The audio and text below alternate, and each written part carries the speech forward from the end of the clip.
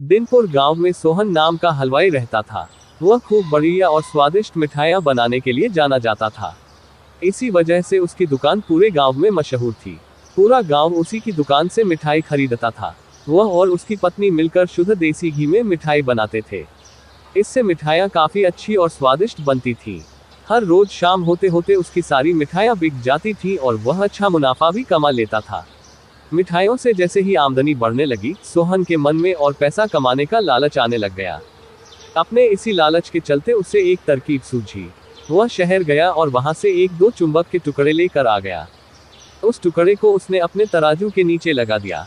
इसके बाद एक नया ग्राहक आया, जिसने सोहन के पास से 1 किलो जलेबी खरीदी। इस बार तराजू में चुंबक लगाने की वजह से सोहन को अधिक मुनाफा हुआ।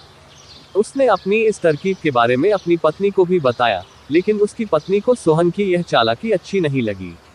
उसने सोहन को समझाया कि उसे अपने ग्राहकों के साथ इस तरह की धोखेबाजी नहीं करनी चाहिए, लेकिन सोहन ने अपनी पत्नी की बात बिल्कुल भी नहीं सुनी।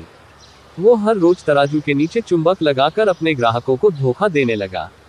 इससे उसका मुनाफा बढ़कर कई गुना अधिक हो गया। इससे सोहन को काफी खुशी हुई। एक दिन सोहन की दुकान पर रवि नाम का एक नया लड़का आया। उसने सोहन से 2 किलो जलेबी खरीदी। सोहन ने इसे भी चुंबक लगे तराजू से तोलकर जलेबी दे दी।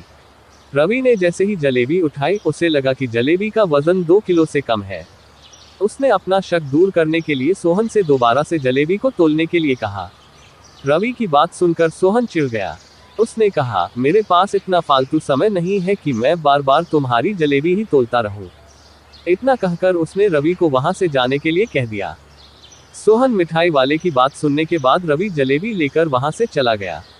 वह एक दूसरी दुकान पर गया और वहां बैठे मिठाई वाले से अपनी जलेबी तोलने के लिए कहा। जब दूसरे दुकानदार ने जलेबी तोली, तो जलेबी सिर्फ 1.5 किलो ही निकली। अब उसका शक यकीन में बदल गया था। उसे पता चल गया कि सोहन मिठाई वाले के तराजू में कुछ गड़बड़ है।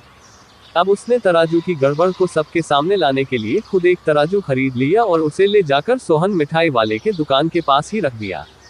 फिर रवि अपने सभी गांव के लोगों को वहां पर इकट्ठा करने में लग गया।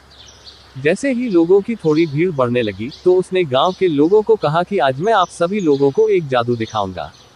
यह जादू देखने के लिए बस आप लोगों को सोहन मिठाई वाले से खरीदा गया सामान एक बार इस तराजू में तोलना होगा।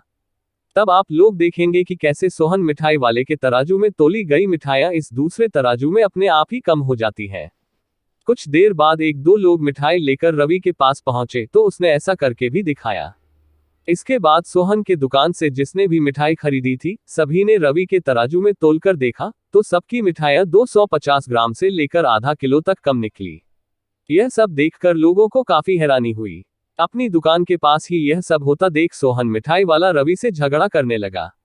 उसने लोगों को बताया कि रवि यह सब नाटक कर रहा है। अपनी बात को सही साबित करने के लिए रवि सीधे सोहन मिठाई वाले का तराजू लेकर आया और तराजू में लगा चुंबक निकालकर सबको दिखाने लगा। यह देखकर गांव वालों को बहुत गुस्सा आया। सबने मिलकर उस लालची मिठाई वाले को खूब मारा। अब उस लालची मिठाई वाले को अपने लालच और उसके कारण की गई गलत हरकतों पर पछतावा हो रहा था।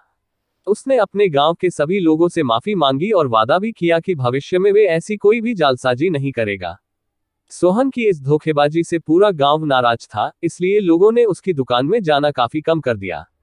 इधर सोहन के पास पछताने के अलावा कुछ और नहीं बचा, क्योंकि वो पूरे गांव वालों का भरोसा खो चुका था। कहानी से सीख, कभी भी लालच नहीं करना चाहिए। हमेशा ईमानदारी के साथ अपना काम करने से ही इंसान का नाम होता है। लालच के चलते भले ही कुछ समय के लिए अच्छा फायदा हो, लेकिन इससे इज्जत और आत्मसम्मान दोनों कम हो जाते हैं।